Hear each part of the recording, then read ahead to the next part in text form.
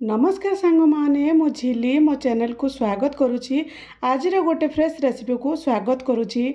आपण मानक पाई गोटे नुआ और टेस्टी गोटे कणा कला चणार तरकारी आंदी जोड़ा कि बहुत बढ़िया लगे बा सोली चना बोली कहि परिबा। एई कला चना तरकारी को आपण मान तो किए केउ उपाय बनाउछंती, किंतु मु आज आपण मानक नुआ उपाय टेस्टी एंड यामी गोटे कला चणार तरकारी करके देखेबी। आपण माने वीडियोटा को संपूर्ण भाव देखु ताहले बुझी पारे आज जूसी कला चना तरकारी केते टेस्टी और केते यमी होती। आई भाव में कला चना तरकारी सहित जदि रुटी परोटा भात गरम गरम भात बहुत बढ़िया लगे खाइबा को मजा आसीज। थे यही भाव में गरम गरम भात सहित ये कला चना तरकारी करके खातु। ता सहित गोटे पियाज नेबे कंचा लंका नेबे बहुत बढ़िया टेस्टी लगे खाइबा को। थे यही भाव में कला चना तरकारी मो स्टाइल बनैकी करी खातु ताहले बुझी पारे कला चना तरकारी केते यमी और केते टेस्टी होची। चलतु सांग माने डेरी न करी आज रेसिपी देखिबा।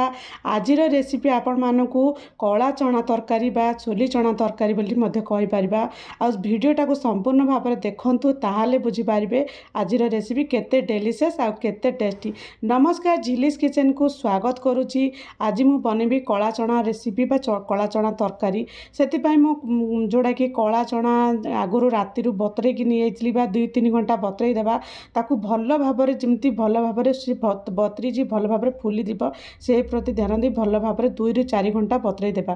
देखो भल भाव में तो मुझे भर भाव बतरे देती। ता सहित गोटे बेसिक मसला दरकार, गोटे टमाटो गोटे माने गोटे पियाज ता सहित किसी रसुण ता सहित किसी आमर अदा। ये डेली बेसिस आमर जो मसला से ही मसला ही आज कला चना तरकारी बनब।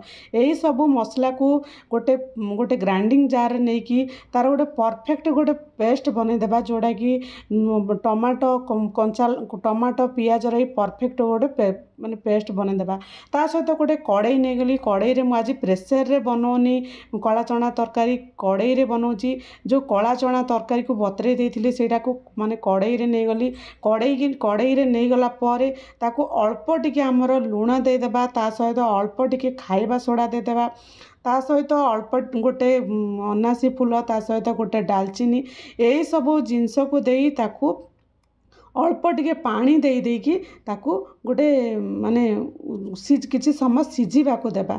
किछि समय सिझी गला परे ता सहित एथिरे आपण माने चाहिले मध्य माने तेजपत्र दे पारिबे।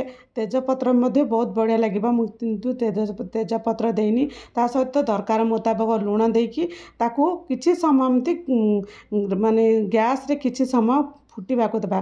ता सहित आमे जेहेतु कला चना नउचंती ता सहित अल्प टिके आलू जदि ऐड करा जाए ताहले तरकारी खाइबाकू बहुत बढ़िया लागिबो।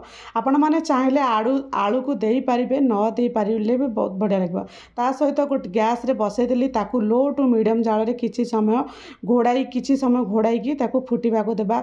जेमिति भाव रे एथिरे खाइबा सोडा मिसिछि जेटा कि से भल भाव रे सिझी जिवो। आलू और चना भल भाव रे सिझी जिवो। सेति मो खाइबा सोडा दे ताकू किछि समय फुटिबाकू देबी। किछि समय फुटिगला पर देखंतु केमती कला चनार माने कला चना सिझा जाइछि। देखंतु केमती ता साइड रे केमती कला कला हो जाइछि। एई भली भाव रे आलू और चना तो भल भाव रे सिझी जाइछि। ताकू गोटे गोटे जगह को काट देबा। गोटे जगह को काट देकी पुणी से कड़ई को भल भाव रे सफा कर देबा। ता सहित 2 चामच रु अधिक टिके सोरिष माने रिफाइन तेल नहीं जिबा। आपण माने चाहिले मध्य सोरिष तेल नहीं पारिबे। ता माने रिफाइन तेल को टिके लो टू मीडियम जाल टिके गरम हेबाकू देबा। ता सहित अल्प टिके जीरा ता सहित आमर अल्प टिके माने धनिया को देवा द्वारा ये तरकारी टेस्ट बहुत भल लगे।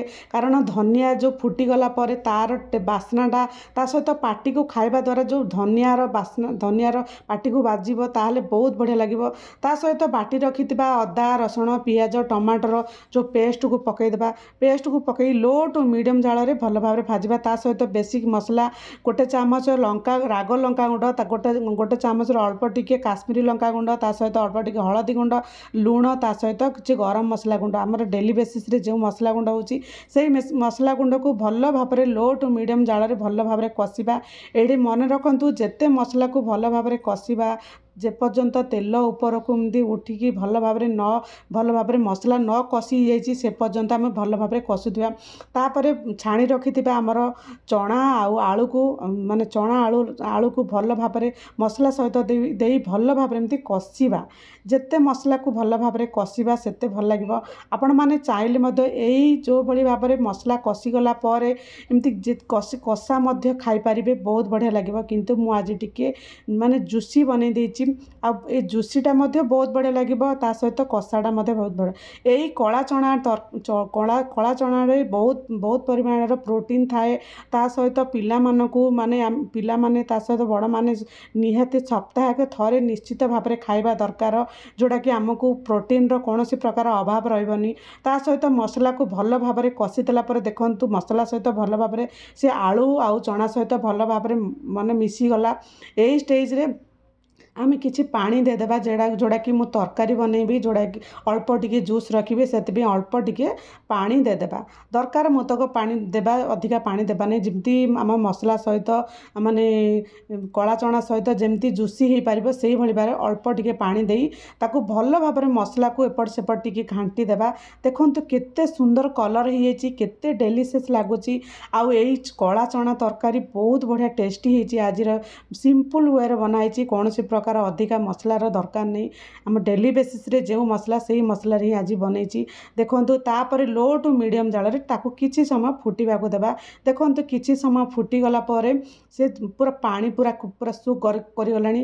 ଏହି ସମୟରେ ପୁଣି ଆଉ ଅଳ୍ପ ଟିକେ ପାଣି ମଧ୍ୟ ଦେଇପାରିବେ, ନହେଲେ ଏତିକି ଜୁସି ମଧ୍ୟ ରହିଲେ ବହୁତ ବଢ଼ିଆ ଲାଗିବ। ଫାଇନାଲ୍ ଲୁକ୍ ଦେଖନ୍ତୁ ରହିଗଲା ପରେ ଅଳ୍ପ ଟିକେ ଗରମ ପାଣି ଦେଇଥିଲି। ଦେଖନ୍ତୁ ଫାଇନାଲ୍ ଲୁକ୍ କେତେ ଡେଲିସିୟସ୍ ହେଇଛି। ଆଜିର ଏଇ ଚଣା ଆଳୁ ତରକାରୀ, ସୋଲି ଚଣା ଆଳୁର ତରକାରୀ ବହୁତ ବଢ଼ିଆ ଡେଲିସିୟସ୍ ହେଇଛି, ଖାଇବାକୁ ବହୁତ ବଢ଼ିଆ ଲାଗିବ। ଏଇଭଳି ଭାବରେ ରୁଟି ପରଟା ଏମିତି ଗରମ ଗରମ ଭାତ ସହିତ ଏଇଭଳି ଭାବରେ ସୋଲି ଚଣାର ତରକାରୀ ବା କଳା ଚଣାର ତରକାରୀ ବନେଇକି ଖାଆନ୍ତୁ। ଆଉ କେମିତି ଲାଗିଲା ଆପଣମାନଙ୍କର ଅନୁଭୂତି ମୋ ସହିତ ସେୟାର କରନ୍ତୁ।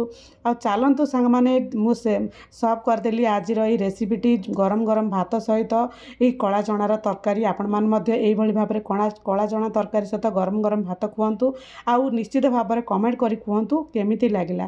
ରହୁଛି ସାଙ୍ଗମାନେ, ଜୟ ଜଗନ୍ନାଥ। ପୁଣି ଦେଖା ହେବ ନୂଆ ଏକ ରେସିପି ସହିତ।